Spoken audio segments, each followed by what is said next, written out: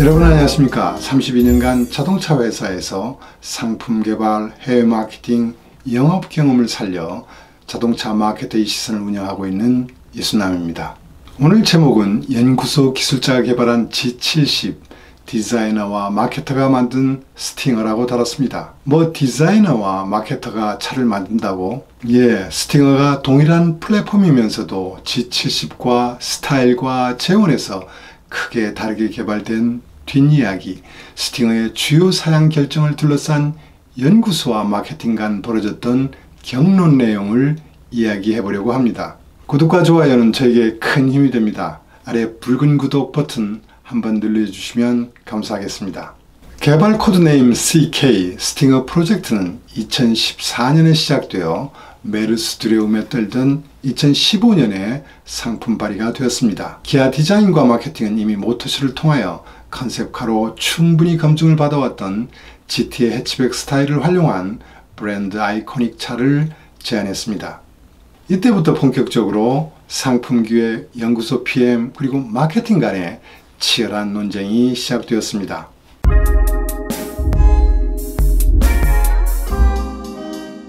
현대기아가 800만 대 판매 시대가 되면서 연구소도 나름 자부심과 자신감이 높아졌습니다. 이런 분위기 속에서 BMW 3를 능가하는 성능 목표를 타겟으로 하고 있었습니다. 기아가 제안한 해치백 스타일로 하면 중량 증가로 제로백 성능부터 확보할 수 없다는 입장이었습니다. 한마디로 현대 G70처럼 기아도 세단 타입으로 개발하라는 압력이었습니다. 동일한 플랫폼으로 현대 기아차를 동일한 재원으로 개발하는 것이 개발 공수, 투자비 절감 측면에서 유리했습니다. 그러나 이 세그먼트에는 벤츠 C클래스, BMW 3, 아우디 A4, 렉서스 IS 등 기가성 같은 차들이 있었습니다만 당시 연구소장은 BMW 3보다 성능이 우수하고 가격이 좋으면 왜 못 팔아? 못 팔면 영업이 능력이 없는 거지 라면서 그 뜻을 굽히지 않았습니다. 여러분은 이 주장에 대해서 어떻게 생각하십니까? 이런 생각을 공통적으로 경영자, 기술자 마인드를 가진 사람들이 많이 하는 편입니다. 글로벌 1위 업체 폭스바겐 경영자들도 이런 판단을 내렸다가 혼난 적이 있습니다. 12기통 엔진과 신기술로 무장한 최고의 차 페이톤을 만들어 미국 시장에 런칭했지만 폭스바겐 브랜드 위상을 강화하여 큰 낭패를 봐야 했습니다. 가격도 좋았고 성능과 품질에서 우수했던 페이톤은 2003년 11월 런칭 후 고작 3,500대를 팔고 미국 시장을 철수해야만 했습니다. 이렇듯 연구소는 숫자에 목숨을 거는 경향이 높습니다. 아이오닉 개발할 때도 토요타 프리우스를 능가하는 연비를 달성해야 한다면서 현대차를 프리우스와 비슷한 아이오닉을 개발토록 했습니다. 이때에도 엄청나게 연구소와 경론을 벌여 기아는 토요타 프리우스와 현대 아이오닉과 차별화되는 SUV 스타일을 개발했습니다. 동일한 컨셉을 갖고 현대와 기아가 시장 규모가 작은 니어 럭셔리 세그먼트에서 각각 4, 5만 대씩 팔기는 현실적으로 매우 어렵다고 판단했습니다. 기아는 아시는 것처럼 국내뿐만 아니라 미국 시장에서도 현대보다 브랜드가 약했기 때문에 절대적으로 차별화 전략이 필요하였습니다.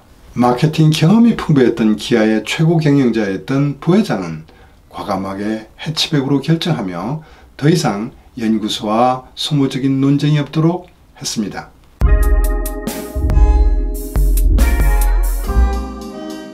기아가 해치백 스타일로 개발한다고 결정한 후에도 개발 방향에 대한 연구소와 마케팅 간의 대립은 한층 격렬해졌습니다. 마케팅에서는 후석에서도 편안하게 앉아갈 수 있는 패밀리 스포티한 차로 포지셔닝하여 휠베이스와 전장을 확대해 줄 것을 요청했습니다. 물론 중량 증가로 인한 연비와 동력 성능 저하는 감수하기로 하였습니다.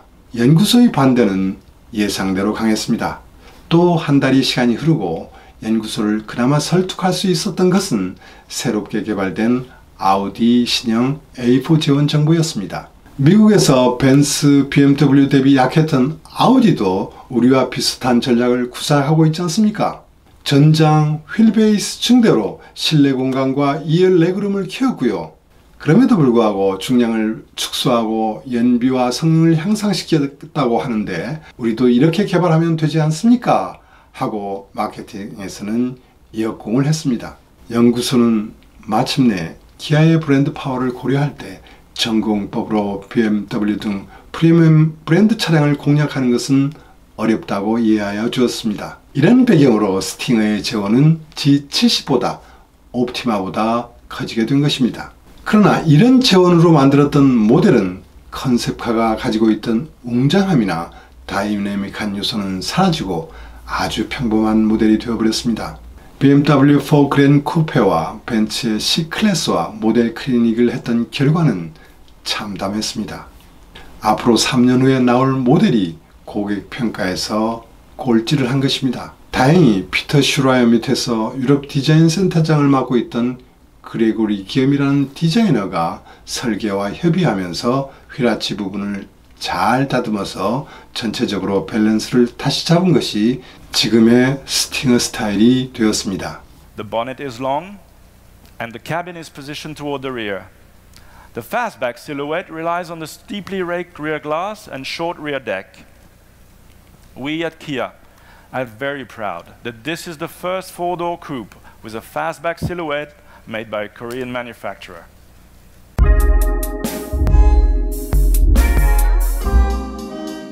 CK의 미국 시장 타겟 고객들의 특성을 반영한 빅 사이즈의 내비게이션 사양을 가지고도 연구소와 큰 갈등을 겪어야만 했습니다. 타겟 고객들이 IT 기기 사용 시간이 하루에 4-5시간을 넘고 있다는 조사 결과가 나왔습니다.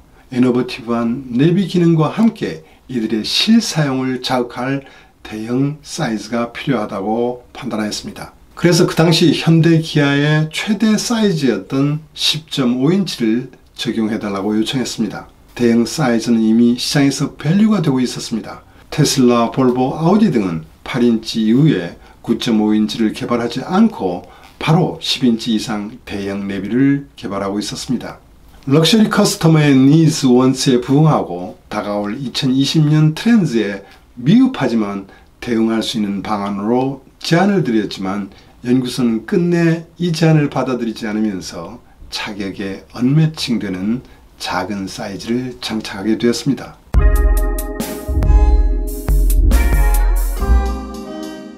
이외에도 프레임레스 도어와 파노라믹 루프를 외관 향상 포인트로 요청했습니다. 파노라믹 루프 사양은 CK가 프리미엄 브랜드 정글에서 차별화에 가장 손쉬운 방안이라 판단했고 이것이 고객을 유인할 사양이라고 본 것입니다. 그 이유는 소렌토, 옵티마, 카덴자의 판매 경험에서 파노라믹 선루프는 기아의 강력한 USP였다는 것이 글로벌 시장에서 증명되었기 때문입니다. 현대 G70과는 달리 CK를 해치백으로 차별화한 것에 더해 스타일 요소를 보완해주는 가장 중요한 항목으로 평가했기에 계속 요청했지만 거절당해 끝내 탑재하지 못하였습니다. 여기에는 두 가지 원인이 있었습니다. 하나는 중량 증가와 가격 인상 문제가 있었고 다른 하나는 전복 사고 시 파노라믹 선루프에 취약한 부분을 우려했던 것이었습니다. 그 몇몇 신차에서 현대기아차의 파노라믹 선루프를 볼 수 없었던 시간이 있었습니다. 이번 페이스리프트에서 파노라믹 선루프가 추가되기를 강하게 바라봅니다. 스토닉 소울과 함께 S로 시작하는 스팅어는 국내 시장에서 존재감이 거의 없습니다. 미국 시장에서도 당초 판매 목표 대수를 크게 하회하는 판매를 하고 있지만 렉서스 IS, 볼보 60, 제네시스 G70보다 많이 팔고 있는 편입니다. 당초 기획 의도대로 북미 카 오브 더 이어 파이널리스트까지 진출하면서 기아의 브랜드 이미지를 견인하여 왔습니다. 그러나 전기차 시대가 대두하면서 어쩌면 스팅어는 마지막 페이스리프트가 될지도 모르겠습니다. 그 마지막 페이스리프트에 변경된 내용이 궁금합니다. 내용이 좋으셨다면 구독과 좋아요 부탁드립니다. 오늘은 여기까지입니다. 들어주셔서 감사합니다.